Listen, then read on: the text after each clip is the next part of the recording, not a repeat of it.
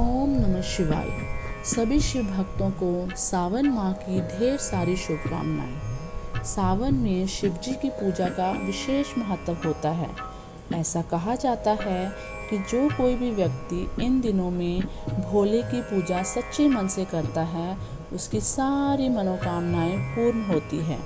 अगर आप भी सावन के सोमवार के व्रत को रखते हैं तो सावन के सोमवार की कथा को पढ़ना या सुनना ना भूलें, क्योंकि सावन सोमवार व्रत कथा के बिना अधूरी मानी जाती है सावन व्रत की पूजा।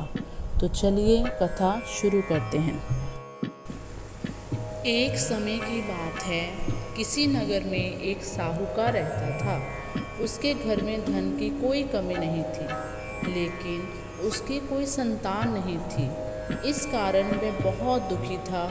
पुत्र प्राप्ति के लिए वह प्रत्येक सोमवार व्रत रखता था और पूरी श्रद्धा के साथ शिव मंदिर जाकर भगवान शिव और पार्वती की पूजा करता था। उसकी भक्ति देखकर एक दिन माँ पार्वती प्रसन्न हो गई और भगवान शिव से उस साहूकार की मनोकामना पूर्ण करने का आग्रह किया।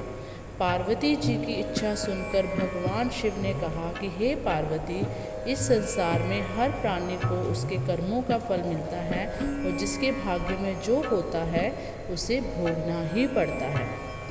माता पार्वती के आग्रह पर शिवजी ने साहूकार को पुत्र प्राप्ति का वरदान तो दिया, लेकिन साथ ही ये भी कहा कि उसके बालक की आयु केवल 12 वर्ष की है।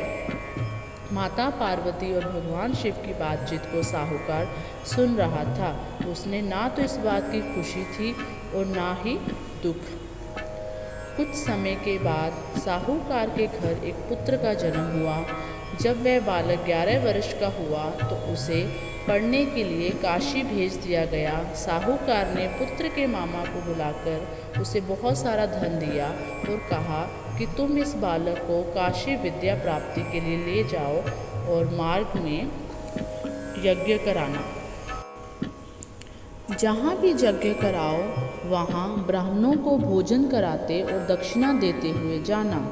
दोनों मामा भांजे इसी तरह यज्ञ कराते और ब्राह्मणों को दान दक्षिणा देते काशी की ओर चल पड़े।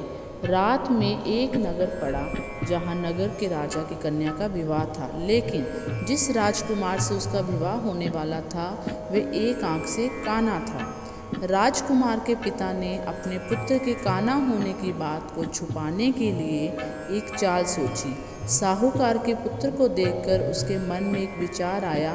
उसने सोचा, क्यों ना इस लड़के को दुल्हा बनाकर राजकुमारी से विवाह करा दूं। विवाह के बाद इसको धन देकर विदा करूंगा और राजकुमारी को अपने नगर में ले जाऊंगा। लड़के को दूल्हे के वस्त्र पहनाकर राजकुमारी से विवाह कर दिया गया, लेकिन साहूकार का पुत्र ईमानदार था। उसे ये बात न्याय संगत नहीं लगी। उसने अवसर पाकर राजकुमारी की चुन्नी के पल्ले पर लिखा कि तुम्हारा विवाह तो मेरे साथ हुआ है, लेकिन जिस राजकुमार के संग तुझे भेजा जाएगा वह एक आंख से काना है। मैं तो काशी पढ़ने जा रहा हूँ। जब राजकुमारी ने चुन्नी पर लिखी बातें पढ़ी तो उसने अपने माता पिता को ये बात बताई। राजा ने अपनी पुत्री को विदा नहीं किया, जिससे बारात वापस चली गई। दूसरी ओर साहूकार का लड़का और उसका मामा काशी पहुँचे और वहाँ जाकर उन्होंने यज्ञ किया। जिस दिन लड़के की आयु 12 साल की थी उस दिन यज्ञ रखा गया। लड़के ने अपने मामा से कहा कि मेरी तबीयत कुछ ठीक नहीं है। मामा ने कहा कि तुम अंदर जाकर सो जाओ। शिवजी के वरदान अनुसार कुछ ही देर में उस बालक के प्राण निकल गए। मृत भांजे को देख उसके मामा ने विलाप शुरू किया। संयोगवश उसी समय शिवजी और माता पार्वती जी उधर से जा रहे थे। पार्वती ने भगवान से कहा, स्वामी, मुझे इसके रोने के स्वर सहन नहीं हो रहे। आप इस व्यक्ति के कष्ट को अवश्य दूर करें। जब शिवजी बालक के समीप गए तो वह बोले कि ये उसी साहूकार का पुत्र है जिसे मैंने 12 वर्ष की आयु का वरदान दिया। अब इसकी आयु पूरी हो चुकी है। लेकिन मातृभाव से विभोर माता पार्वती ने कहा कि हे महादेव, आप इस बच्चे को जीवन दान दें। माता पार्वती के आग्रह पर भगवान शिव ने उस लड़के को जीवित होने का वरदान दिया। शिव जी की कृपा से वह लड़का जीवित हो गया। शिक्षा समाप्त करके लड़का मामा के साथ अपने नगर की ओर निकल पड़ा। दोनों चलते हुए उस नगर में पहुँचे जहाँ उसका विवाह हुआ था। उस नगर में भी उन्होंने यज्ञ का आयोजन किया।